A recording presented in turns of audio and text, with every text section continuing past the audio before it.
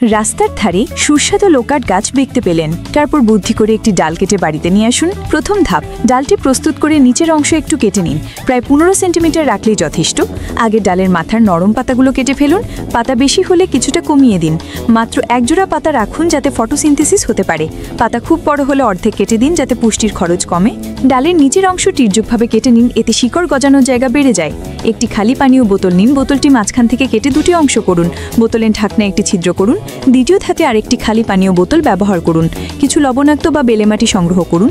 মাটিটা বোতলের উপরের অংশে ভরুন, নিচের অংশে পানি ভরে নিন।